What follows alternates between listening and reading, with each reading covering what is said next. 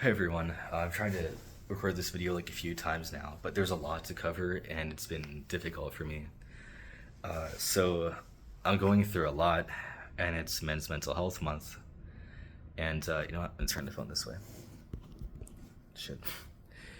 And I'm dealing with some very severe medical issues. You probably can't tell too much from looking at me, except for my fraying hair. But uh, I have a chronic illness that has been ripping my health to shreds for the last 2 years, and I don't know how much longer I can realistically survive. Currently can't really get by on my own too well because of how much this limits my the ways I function in my day to day life. And I noticed that more people have been talking about men's mental health and all that, and mental health in general, and that there's been both more constructive conversations about it, and there's also been a lot of pretty arrogant takes from people who overuse therapy speak and all that. And I think there's also been a big shift in how some people handle. Uh, I'm going to talk about suicidality, depression, social anxiety, isolation. There's been a big shift in how people handle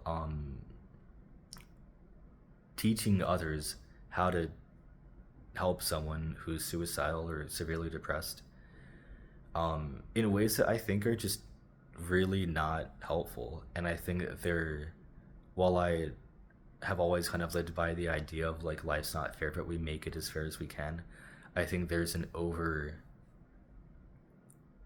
too much focus on making things as fair as possible in a very rigid way that doesn't account for these situations.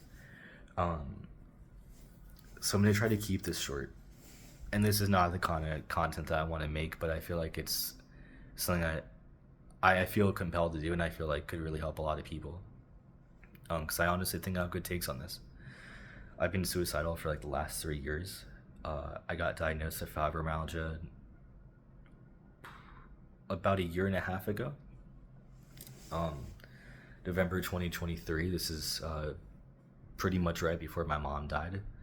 I had been suicidal by that time because that was a year and a half ago, and I started feeling suicidal more actively about 3 years ago. Um, I remember I was very on the ball, if you will, about it. I was very vocal about it, not in an attention-seeking way. Um, I was very open. I felt, like you were supposed to tell people, right?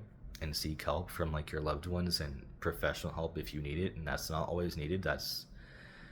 There's an over, I think, I think especially in the States and Canada, because I lived in both countries, there is a concept called learned helplessness. And I think it can apply to just about anything if you really want to apply it to anything. But I think a lot of it is just this lack of mindfulness and this massive disconnect between how we think people work. And I've seen a lot of people basically, it seems like most people, especially now, fully believe that they're completely incapable of helping their loved ones when they're, going through these kind of things. And I understand because I've actually helped a lot of people not end their lives. And I'm not a professional. I didn't study psychology in college or anything like that. I've just happened to meet a lot of people online that were suicidal or severely depressed, and I helped those people get through their depression or not end their lives. And no, I didn't know any of them before I met them online. So they were strangers and they were friends, and I stuck by to make sure that none of them killed themselves. Um, I didn't, I wasn't successful with maybe two people, two, three people. I lost a friend to suicide this year. Excuse me. And I've also, there's two people in the past that I don't know if they made it because I didn't hear from them. And things were rough the last time I talked to them. But those other people were about a year ago, I want to say, and I lost my friend during the summer this year. And one thing I learned is that it is not as hard as people think. That's wait, no, let me rephrase that because that sounds like such an asshole thing to say. Um, I don't think it's as complicated to be there for someone who's depressed or suicidal as people think. And of course, this varies tremendously depending on the person. It's really all case by case, but as people, there's some universal things that apply to just about everyone. And that second part, a lot of people don't focus on. A lot of us focus on like our individual experiences these days, and I by no means think that's bad. This is YouTube.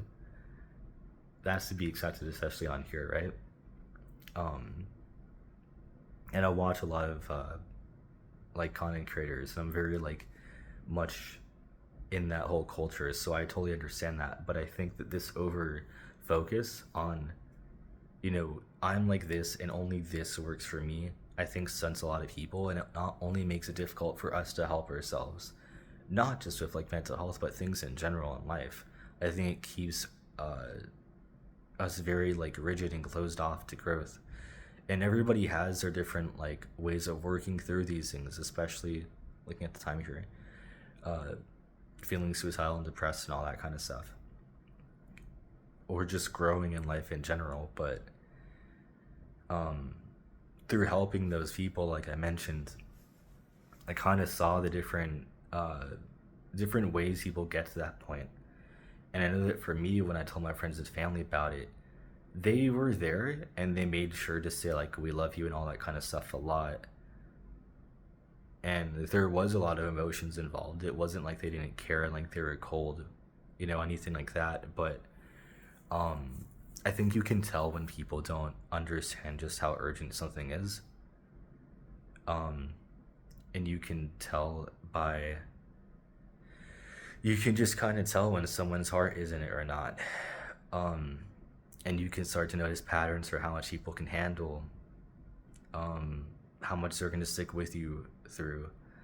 And I don't like to think through things in this like all or nothing attitude, but when it's someone's life on the line, I think that is the appropriate and the right approach, to make sure that you make sure to that person, whether it's your partner, your family member, or a friend, that you're going to stick by them no matter what. And I've had friends in the past who have had someone who's taken their lives or almost taken their lives or just been suicidal, whether they attempted to or not. Um, I remember them talking about the massive toll it took on their mental health and how it basically scarred them. And I've saved people from killing themselves, so trust me, I completely know and understand and feel and empathize with how difficult that is. When I was helping those people, I didn't have anyone really being there for me. And by that, I mean no one was coming to my house to check on me. I had people call the police to my place multiple times, but none of my friends, anyone that lived nearby, ever came to even hang out with me in person at my place a single time. And any hangouts like in person were rare. There was no like Skype calls, Zoom calls. It was really like a lot of one-sided relationships where other people thought they were putting in the effort and care that someone deserves in general, any kind of relationship, and they just weren't. And it was difficult because I tried to explain to these people this stuff, but you get afraid to like rock the boat. You get afraid to hurt people's feelings, especially when dealing with topics like this, and you don't want to offend or hurt people. But at the same time, if you can't be honest and they can't feel what they're feeling and have their opinions, but also just allow you to share yours, and vice versa, if there's not that, we're in this together, I'm going to stick with you no matter what, and we're going to get through this. I don't know whether they know what to do or not. I think anyone who's going through that needs to hear something along the lines of, I may not know what to do, or I don't know what to do, but I'm not leaving you. And I know how bad that hurts, because I've been abandoned by all of my family, almost all of the friends I knew at that time, and I've tried countless times to make friends since then. And that's very difficult if you're in the midst of severe mental health issues. And you don't have a lot of money, so you can't, afford any real nice experiences. Not like a lot of money. I was broke as hell, and I've been broke as hell. Uh, I'm close to being homeless right now. Uh, you stop being able to like participate in the world as much, and you're still going through this on top of all of that. And I think that people saw me, at least, and how my behaviors changed going through all this, especially of how my fibromyalgia has affected me. Because chronic illnesses can really, really take a toll on you and change you if you're not keeping strong. And even if you are, they still can. I saw a lot of people just misjudge me and mistreat me and disrespect me like badly. I was treated very cruelly at times. I don't want to get into that because that's honestly way too painful for this video. But you can probably tell by my face because I can see my face in the camera, But I was still helping those people. Well, no one was there for me even a fraction as much. And that's not me gloating, that's just, that proved to me that if I really want to be there for people, that I can. And through helping these people, I did make some mistakes. A common concern and why people direct you towards mental health professional, like a therapist, psychologist, whatever, is because they're afraid to mess up and like kind of accidentally send you over the edge, and then be responsible for your death, more or less. But from all the times, there wasn't many times, there's like 2-3 times where police were called to my place and I was taken to like a psych ward or something just to keep me from harming myself, which I actually never attempted, by the way. But that's what they do if they hear that you're actively suicidal, whether you've attempted or not. All those experiences traumatized me more. It made me feel like, okay, maybe I won't kill myself or ever talk about it because I know that I'll go through that hell again. But I also, scaring someone to not doing it, that doesn't help. That only hurts them more, and that is a terrible thing to do to someone. Now, in a lot of situations, you should call the cops and get someone the help that they need. Although the cops in the US are definitely not trained for it, and in Canada it's still pretty arguable too. Some kind of like social worker would be better if you can. But usually those are kind of sent or called in later by police. But yeah, when you direct them to other people that they don't know, like a professional, and you're not there for them as their loved one, that sends a signal. That sends a message, whether you mean to or not. And you're probably not. I have faith in people despite the ways that I've been treated the last years. I try not to let my experiences cloud my judgment, at least not too often. And it does, and I'm aware of it. So I'm making a big note of not doing that in this video. But the fact that I was able to be there for people that were at the time strangers and help them, people that I had just started getting to know, not end their lives. Meanwhile, my family and my friends and my best friend were all apparently incapable to many degrees of understanding just me as a person and being there for me. That taught me I need to have better people in my life, and I also need to be better. But I needed better people in my life, people who really loved me, who truly cared about me, and were not just willing to make me feel that way or say that, but to show it and to prove it and to commit to that, and to not leave me during not only hard times but some of the most difficult things a person can possibly go through, especially in terms of mental health. Because someone who does that probably wasn't your friend, and anyone who's worth having in your life, any relationships worth having, won't do that. That's not the case 100% of the time.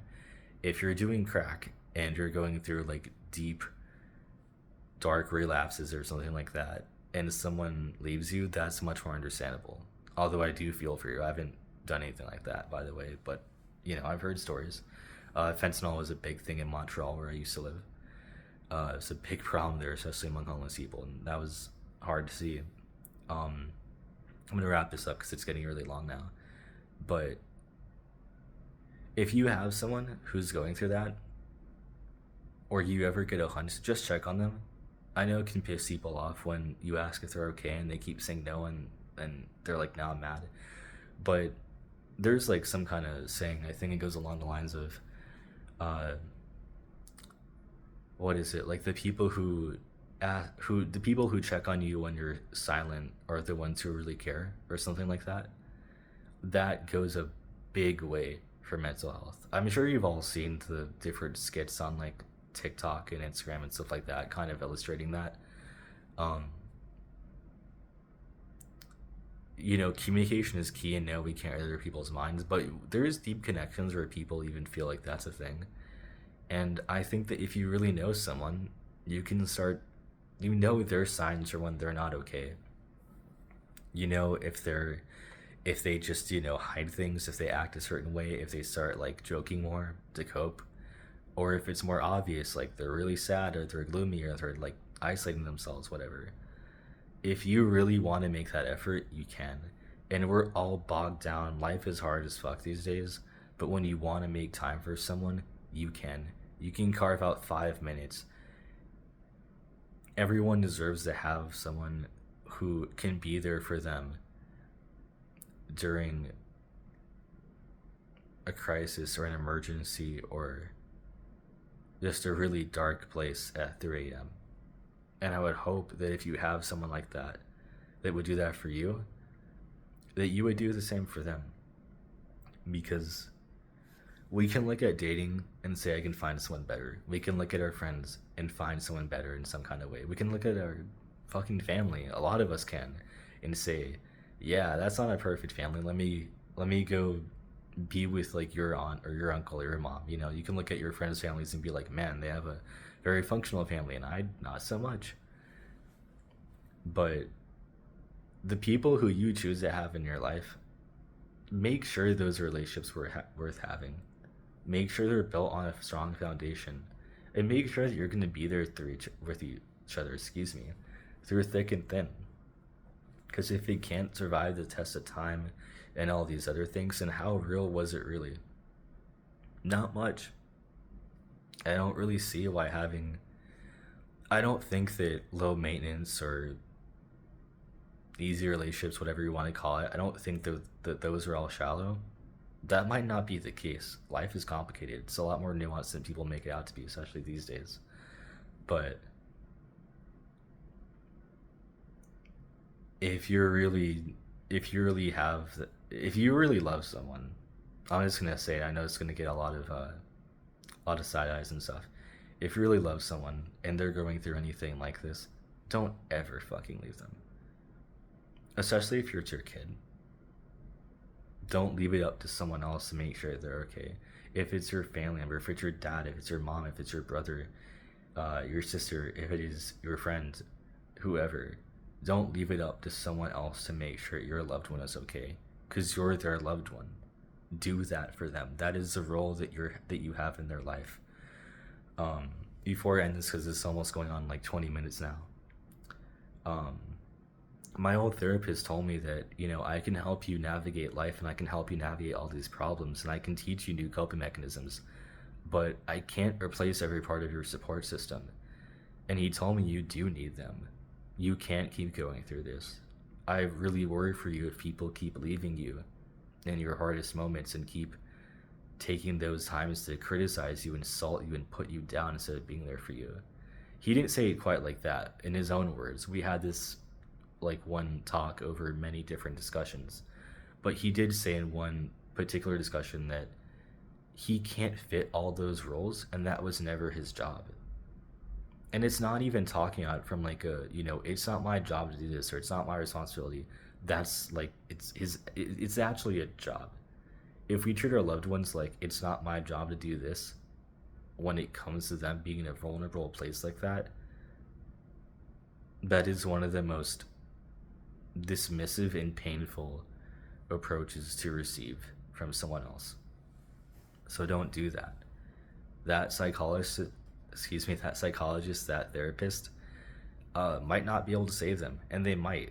But why should you be any less capable from what a family member can do, which is a lot more than you may think.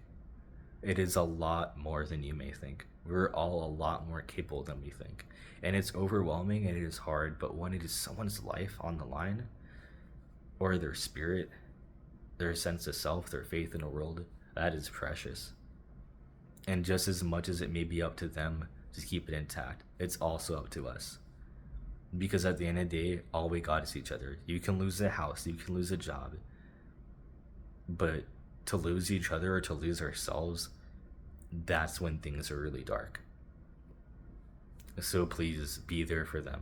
Be there more for the men in your life. Be there more for the women in your life.